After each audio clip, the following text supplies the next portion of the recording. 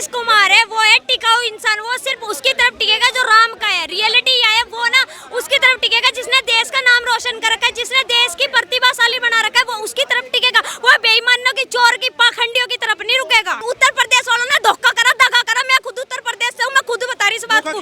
धोखा करा, दगा करा। अयोध्या वालों ने राम मंदिर बनवा का धोखा कर रहे। बढ़िया बात है कि जिस रोजगार नहीं, अब ले लो ना, घंटा रोजगार मिलेगा जिन्होंने अपना वोट ना कांग्रेस वालों को दे रखा, क्योंकि इन्हें रोजगार चाहिए था, हमें रोजगार चाहिए। बस जिसे रोजगार चाहिए ना, उन्होंने अपना वोट ना कांग्रेस को दे दिया, तो रोजगार वही जाकर मांगो कांग्रेस से। मोदी तो मांगने का हक नहीं है। राम मंदिर के नाम पर 2014 में वोट पड़ा है, 2019 में वोट पड़ा है। अब जब एक बार वोट नहीं पड़ा तो आप कह रहे हैं कि उत्तर प्रदेश के लोग जो है वो धोखेबाज हो गए हैं। अभी तक वोट कर रहे थे 14-19 में, तब तक वो लोग ठीक थे, बढ़िया ठीक थे। राम मंदिर के नाम पे वोट नहीं ली। राम मंदिर में जो 28 का 28 दल लगवा रखे थे ना, वकील खड़े कर रखे थे, वो मंदिर दुआए, वो मस्जिद डुआई। तेरा घर है खुद का, तू अपने घर के नाम पे मांग लेगा, वोट नहीं मिलने की मेरे भाई। तेरे अंदर व्यक्तित्व होगा, चरित्र होगा, ढंग के कार्य होंगे, जब तुझे वोट मिलेगी। इससे पहले वोट नहीं मिलने की, ठीक है ना। और रही बात कांग्रेस पार्टी की, बाबर मस्जिद बनवाए थे। बताओ बाबर मस्जिद का क्या मतलब था? माजिक उसका पुश्तैनी जगह ठीक है, उसका बाप दादा की जगह ठीक है, जो बाबर मस्जिद को ढूंढने का नाम ही नहीं ले रहा था। बताओ भाई। 2024 का लोकसभा चुनाव समाप्त हो गया है। अब लगातार खबरें ये आ रही हैं कि नीतीश कुमार को इंडी गठबंधन की तरफ से ऑफर मिला गया है प्रधानमंत्री पद का। कितनी बड़ी खबर है, जनता की क्या राय है, क्या नीतीश कुमार पलट सकते हैं? एक बड़ा बेहद ही महत्वपूर्ण सवाल बन जाता है। क्या लगता है आपको? नीतीश कुमार के बारे में ये बार बार कहा जाता है कि राजनीति में उनका कोई भरोसा नहीं है, कब किसकी और हो जाए कुछ कहा जा नहीं सकता है, हमेशा पद के एक ऑफर में की तलाश में रहते हैं। इस बार ये सुनने में आ रहा है सूत्रों के हवाले से कि इंडिया गठबंधन नीतीश कुमार को पीएम पद का ऑफर दे रहा है, इतना बड़ा पद। क्या लगता है इस बार भी मामला कुछ हो जाएगा, बदल जाएंगे? भाई जो नीतीश कुमार है वो है टिकाऊ इंसान, वो सिर्फ उसकी तरफ टिकेगा जो राम का है। रियलिटी यह है वो ना उसकी तरफ टिकेगा जिसने देश का नाम रोशन कर रखा है, जिसने देश की प्रतिभाशाली बना रखा है, वो उसकी तरफ टिकेगा। वो बेईमानों की, चोर की, पाखंडियों की तरफ नहीं रुकेगा। पहले तो भाजपा वाले लोग ही कहते थे कि पलटू राम में कुछ भरोसा नहीं है, बाहर भाजपा वाले ही बोर्ड लगा देते थे कि इनका कोई भरोसा नहीं है, इनका कोई मान। तो उन्होंने अपना समर्थन दिया ना, उन्होंने बताया ना कि आज के टाइम पे हमारा कितना मतलब आज डेवलपमेंट हो रहा, कि हम क्या चीज थे, क्या हो गया आज के टाइम पे। तो उनका भी तो दिमाग बदला होगा, ऐसी बात नहीं है बिल्कुल भी। और रही बात नीतीश की, नीतीश को दिखा नहीं क्या कि तुझे तो प्रधानमंत्री का पद देने की बात कर रहे। कांग्रेस पार्टी वाले दिखावेंगे कुछ, देंगे कुछ, आलू दिखा के सोने वाले फेंक के मारेंगे, टिपाए कांग्रेस पार्टी। एक बात बताइए, जब मोदी जी ये टर्म्स कंप्लीट नहीं किए थे, जब 2 टर्म्स में ही थे, तब कह रहे थे कि मेरा तीसरे कार्यकाल जो है बहुत बड़े फैसलों का कार्यकाल रहेगा। कहीं न कहीं यूसीसी की बात हो रही थी, मुस्लिम आरक्षण खत्म करने की बात भी हो रही थी, कवायद शुरू भी हो चुकी थी। ये भी कहा जा रहा था कि कई राज्यों में तो हम खत्म करने की प्रक्रिया भी शुरू कर चुके हैं। अब जो गठबंधन की सरकार है, जो बैसाखी वाली सरकार है, इसमें नीतीश बाबू भी पहले कह चुके हैं कि मैं मुस्लिम आरक्षण खत्म करने के विरोध में हूँ।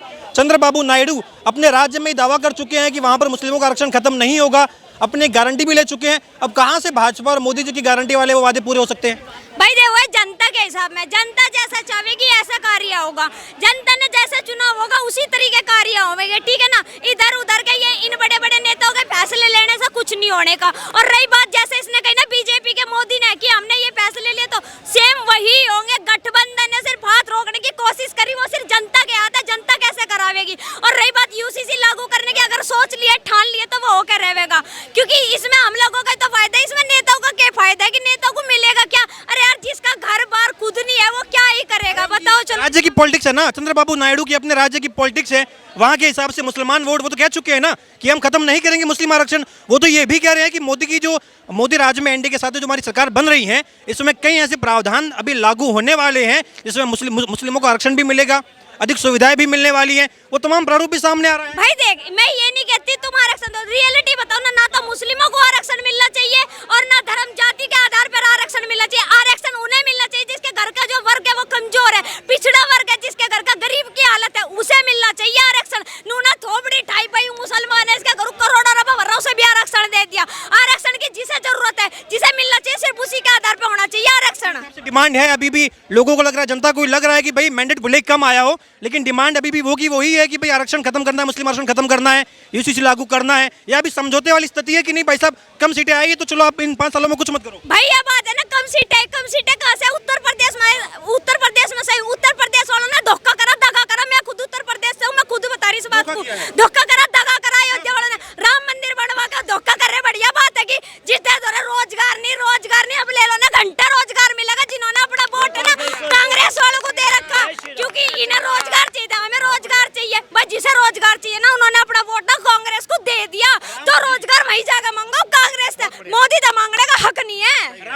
नाम पर 2014 में वोट पड़ा है, 2019 में वोट पड़ा है। अब जब एक बार वोट नहीं पड़ा तो आप कह रहे हैं कि उत्तर प्रदेश के लोग जो है वो धोखेबाज हो गए हैं। अभी तक वोट कर रहे थे 14-19 में, तब तक वो लोग ठीक थे, बढ़िया ठीक थे। भाई राम मंदिर के नाम पे वोट नहीं ली। राम मंदिर में जो 28 का 28 दल लगवा रखे थे ना, वकील खड़े कर रखे थे, वो मंदिर जो है वो मस्जिद डुआई। तेरा घर है खुद का, तू अपने घर के नाम पे मांग लेगा वोट नहीं मिलने की। मेरे भाई तेरे अंदर व्यक्तित्व होगा, चरित्र होगा, ढंग के कार्य होंगे, जब तुझे वोट मिलेगी, इससे पहले वोट नहीं मिलने की, ठीक है ना। और रही बात कांग्रेस पार्टी की, बाबर मस्जिद बनवाए थे, बताओ बाबर मस्जिद का क्या मतलब था? माजिक उसका पुश्तैनी जगह थी क्या? उसका बाप दादा की जगह थी क्या, जो बाबर मस्जिद को ढूंढने का नाम ही नहीं ले रहा था?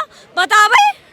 वो ये कह रहे हैं कि कहीं ना कहीं हमारी कुछ मजबूरियां रही हैं, सरकार ने हमारी अनदेखी करी है। बोले हमारा घर तोड़ दिया है, मुआवजा पूरा नहीं मिला। जो बाहर के राज्य के लोग आ रहे हैं उनको तो दिख रहा है कि राम मंदिर बन गया, भाई बढ़िया दर्शन करेंगे और अपने घर लौट जाएंगे। वहाँ के जो वासी हैं वो कह रहे भाई हमारा घर टूट गया है, अब हम क्या करें? 4 कमरे का घर तो 1 कमरे का हो गया, अब हम राम को तो पूज लेंगे भाई साहब, लेकिन घर की जरूरतें कैसे पूरी होगी? सरकार को वो देखना चाहिए। आगे उठा। अब मैं बताऊं, जो अनसरू कह रहा ना, हमारे घर डुबा दिए।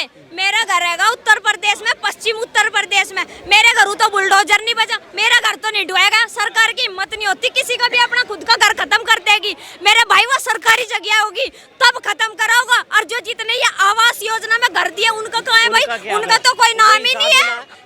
अब कांग्रेस में तो ले लेते घर, कांग्रेस में तो शौचालय बनवा लेते, कांग्रेस में तो वो ले लेते कि वैसे पेंशन ले लेते, जो उनसे रुपए खान लग रहे, किसान योजना के रुपए खान लग रहे, महिला वृद्धा पेंशन योजना खान लग रहे, शौचालय बनवा लग रहे। जब क्यों ना खा लिए थे इन्होंने? जो ही चाहिए, अंगाई लग रही, पेट भरा, टुकड़ा मिल गया। तो उस टाइम पे तो 1 साल में 2 बार राशन मिला रहा था कांग्रेस के राज में। अब हर महीने फ्री में राशन मिल रहा, पेट भरा, टुकड़ा मिल गया ना। अब जा आंख होता दिखा लगा तो बीमारनी शुरू कर दी मेरे भाई, और कुछ नहीं है। ठीक है, ये लग रहा है आपको तीसरे कार्यकाल में सरकार जो है पूरा कार्यकाल पूरा कर पाएगी? क्योंकि बड़ी बात हो रही है कि कह रहे हैं कि भाई 1962 के बाद में ये पहली बार है कि कोई प्रधानमंत्री तीसरा कार्यकाल लेके चल रहा है। विपक्ष कह रहा है कि 6-7 महीने आप रुक जाइए, अभी बंदरबाट भाजपा के अंदर होने वाला है। क्योंकि जो नीतीश कुमार हैं वह भी कई बड़े बड़े मंत्रालय मांग रहे हैं। कह रहे हैं कि भाई पिछली बार भले ही हमारी सीटें कम थी, भले ही हम कम मंत्रालय में खुश थे, सीटें अधिक थी, लेकिन कम डिमांड थी। इस बार सीटें उतनी नहीं है पिछली बार जितनी। कह रहे डिमांड बढ़ गई है क्योंकि भाजपा जो है वो कमजोर हो गई है। मोदी का करिश्मा कमजोर हो गया, मोदी का जो ऑरा था भाई मोदी की गारंटी बोले वो कमजोर हो गई है। भाजपा की गलती बतावेंगे। भाजपा की 20 में गलती रही उत्तर प्रदेश में। एक तो जो इन्होंने वैकेंसी में गलती करी, 6 साल हो गए आज तक टीचर की वैकेंसी नहीं निकली उत्तर प्रदेश में। दूसरी बात यह जो 4 साल की आर्मी करी, इसमें दिक्कत करी। तीसरी बात यह जो बाहर के कैंडिडेट उत्तर प्रदेश में ले जाकर बाड़ा लग रही है। बढ़िया बात है, उत्तर प्रदेश इतना बड़ा राज्य के वहाँ कैंडिडेट नहीं मिल रहे थे बिल्कुल भी, जो बाहर के लोगों को वहाँ कैंडिडेट खड़े करे। भाजपा वालों का भी घमंड टूटना ठीक था, टूट गया, होगी बुद्धि ठीक। और रही बात यह कि भाई 6 महीने कार्यकाल ठीक करेगा, तीसरी बार सरकार चुनी गई। तीसरी बार कोई प्रधानमंत्री चुना गया ना, वो अंधी भक्ति ना चुना गया, वो सोच समझ के सटीक फैसले लेकर, धी बेटियों को देखकर, चरित्र देखकर, जो रेप और हत्याकांड हो रहे थे ना, उन्हें सोच समझ के तब जाकर चुना गया। यूपी में क्या हो गया भाई साहब? वहाँ तो बड़े योगी मॉडल की चर्चा हो रही थी, बुलडोजर बाबा की चर्चा हो रही थी, माफियाओं का खात्मा करने वाला योगी बाबा, रोड बढ़िया करने वाला योगी बाबा, उत्तर प्रदेश में महिलाओं की सुरक्षा की गारंटी देने वाला योगी बाबा। अचानक क्या हो गया कि कोई गारंटी काम नहीं आई? मोदी की गारंटी तो काम नहीं आई, यूपी में योगी की गारंटी ऐसी धड़ाम से गिरी है कि अखिलेश का ग्राफ एकदम से ऊपर चढ़ गया, परवान चढ़ गया। एक बात बता, शोरूम पे कोई चीज लेने जाएगा, स्कूटी, गाड़ी, कपड़े, चाल जो भी लेने जाएगा, तो जब बाहर लेकर तू शोरूम तक गारंटी कार्ड देख रहा है, जब बाहर जा तू टूट गई, फूट गई, कट गई, पट गई, तो इसकी कोई गारंटी है? गारंटी तो आज के टाइम पे मानसू की ना बात होगी तो जीव गारंटी होगी। और दूसरी बात यह अनुको लड़कियों के मामले, भाई आज के टाइम पे ना उत्तर प्रदेश की हालत हमें तो पता, हम लड़की है, वहाँ की लड़कों को क्या पता। और जो हत्याकांड आए दिन लड़कियों के साथ रेप होता है, ठाठा का ऑटो में भगे रहते, अब करके दिखा दो ना मेरे भाई, तुरंत बुलडोजर है, न पेश न बेल, सीधा प्रभु तमेल, वो काम आज के टाइम पे उत्तर प्रदेश में। ठीक है मेरे भाई। अयोध्या में जो सपा के कैंडिडेट रहे हैं अवधेश प्रसाद, वो जीते भी हैं तो लगभग 65,000 का मार्जिन, वोटों का अंतर है, बड़ा अंतर है। कह रहे हैं कि जो भाजपा के उम्मीदवार थे वो वाकई में कोई राम को मानने वाले नहीं थे, वो केवल पॉलिटिक्स करने वाले थे। वो कह रहे हैं मेरे तो परिवार के हर एक सदस्य के अंदर, मेरे जो रिश्तेदार हैं उनके नाम के अंदर राम आता है, हम तो इतना राम भक्त हैं कि जितना सपा कह रहे बहुत बड़ी राम भक्त सपा है। भाजपा वाले तो केवल एजेंडा के तहत राम भक्त है, इसलिए जनता ने उनको ये दिखा दिया है कि राम के नाम पर आप जो है वोट बैंक की पॉलिटिक्स नहीं कर सकते। भगवान राम को आप प्रत्याशी बना के उतारोगे चुनावी मैदान में तो जनता करारा जवाब देगी, वही भाजपा को। राम के नाम पे जो प्रत्याशी ठाए थे ना, वो उसने इसलिए ठाए थे क्योंकि उसने लड़ाई और जंग जारी कर रखी थी बीजेपी सरकार ने। और रही बात सपा की, सपा को तो कराया मिल गया, राम भक्तों पर गोली चलवाई थी, इसके बाप ने, इसके दादा ने, इन्होंने, ये तो इतने बड़े कांडी है, इनका तो कांड गिनवा उन्हें तेरे पे लिए भी ना पड़े। ठीक है कि ना। और दूसरी बात जो उनसे करे ना, सपा को चुन के कि भाई हम सपा लिए तो बढ़िया कार्य